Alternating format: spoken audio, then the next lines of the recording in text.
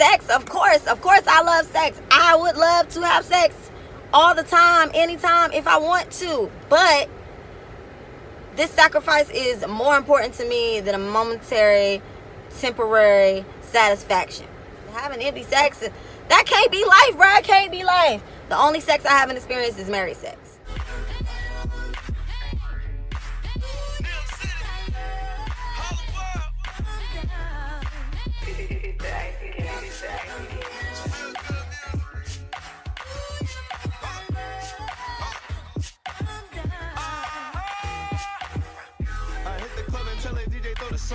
Fly fit, I'm really rockin' with a rollie on. Then a Dougie, I'm just doing that for Harlem World. It's a Pitos, I'm probably with a foreign girl. Made this be some years ago and it was hitting in. Now let me So, welcome back to my channel, and we are here today to talk about one of my reasons for practicing celibacy, chastity.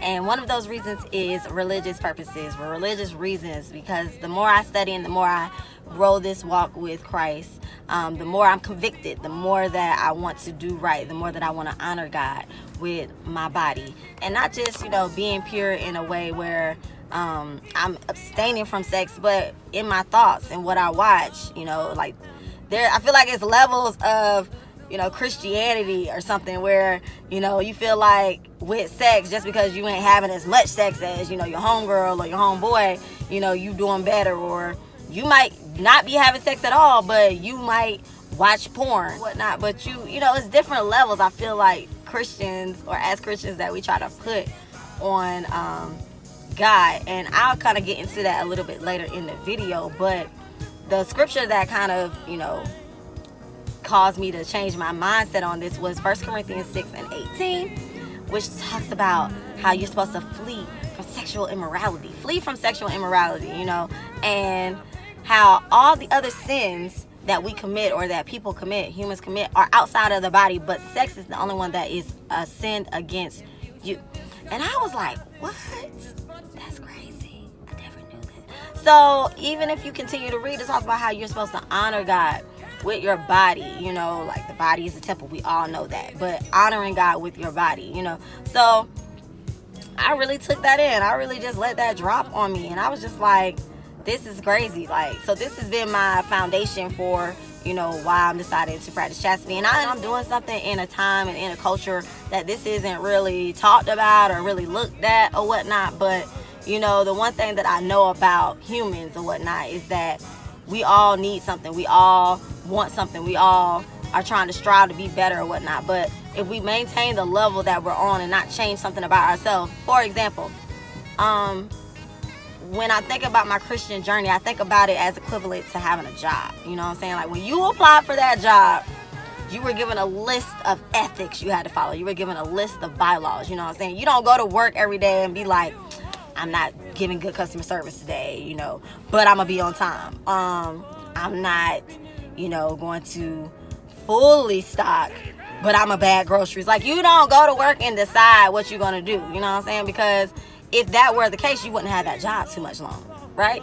So the same with God, you know what I'm saying? Like, he has, if you're a Christian and you walk in this journey, you have a standard, you have a set of ethics that you should follow, you should want to follow, or you will feel conviction, you will feel guilty, and the blessings that come with that are phenomenal. For example, if you're on that job and you want to elevate in that job, you want to go to a different level, you want to be manager, you want to be store owner, whatever the position might be, do you think that coming to work late, calling out, not showing good customer service, those types of things, when that manager position comes available, do you think you're gonna get the job?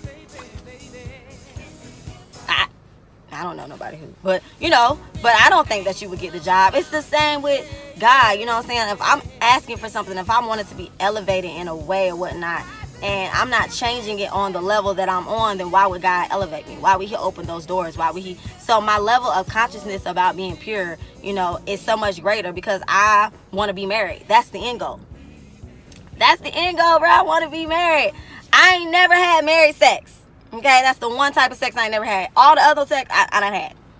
I'm just saying. So if the only thing that's keeping me from meeting Mr. Right or meeting my dream man or whoever the Lord has, placed on this earth for me, if the only thing that's keeping me from doing that is me, following God, getting into alignment with God, and not having sex, honoring my body by honoring Him, so that I can be elevated, so that, you know, I'll position myself properly. You know what I'm saying? Like, it makes no sense to me how sometimes, you know, as Christians or whatever, we get mad when God doesn't bless us. We get mad when, you know, we asking for God for something or whatever. But, you know, God is in the business of miracles. We're in the business of management. We're supposed to manage what we're asking God. You know, for example, you can ask God to heal you from diabetes. Lord, God, please heal me from diabetes. And God like, all right, cool, I got you. Heals you from diabetes. What are you going to do to maintain not getting diabetes again? That's where you come in. That's your management. God's like, yeah, I'm going to give you this miracle. I'm going to heal you from diabetes.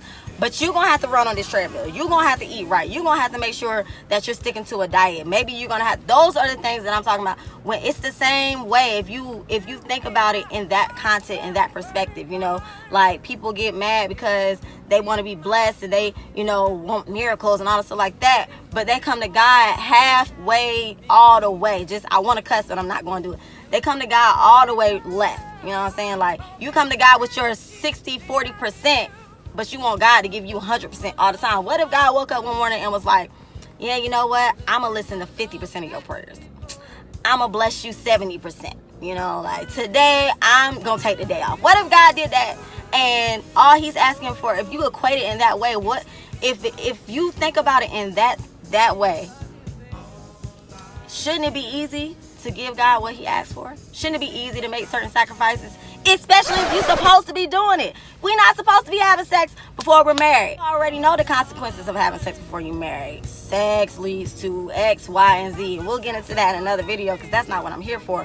Today I'm just here to let y'all know that these are the things that have, you know, like, made me think deeper. And as I continue to grow in my walk and, you know, study and everything like that, I'm more convicted about things. You know, like, I just don't think the same way. You know, I feel like God is omnipresent. You know, like, I'm on that. Like, God is omnipresent. I need to be careful what I say. You know what I'm saying? If I'm in a room full of people and, you know, like, God is there with me. Let's say Jesus is my homeboy and He just with me for the day. You know what I'm saying? We stop at my homeboy house and he rolling up a J. And he passed me the blunt.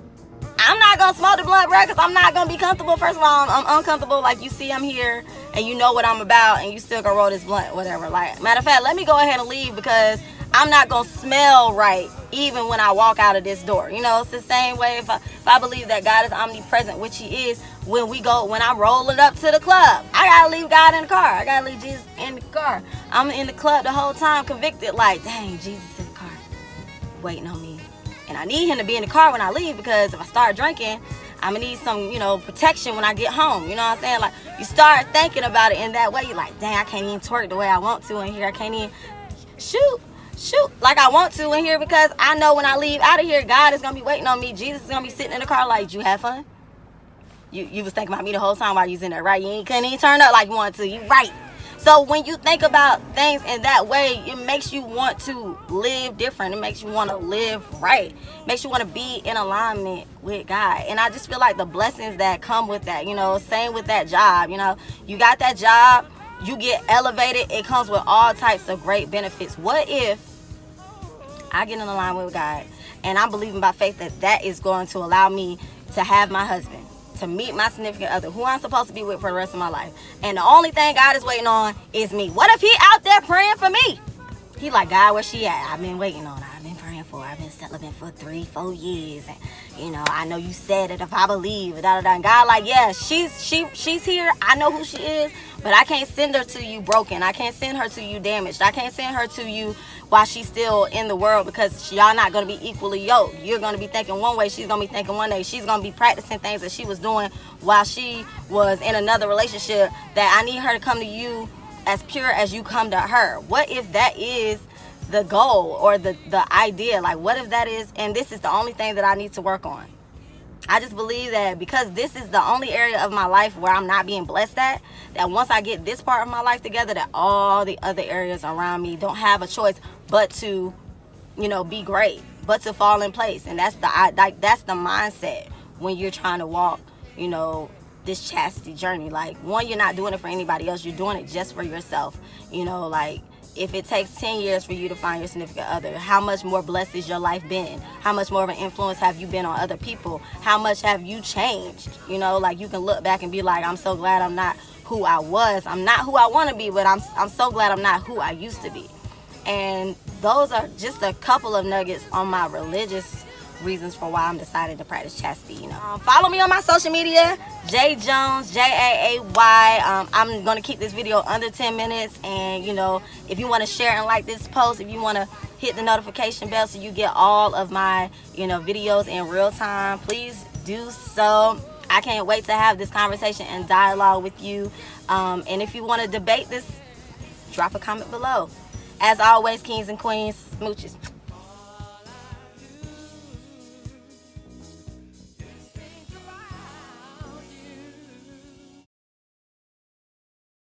Appreciate you. I'm talking to myself. Sometimes I gotta be like, self, yeah, what you doing, huh? Don't be that person that sat on the side regretting life. 10 years from now, you're looking like, that could have been me. Ooh, I feel this in my spirit. This is good. All I'm saying is a mindset might be a setup for a major comeback.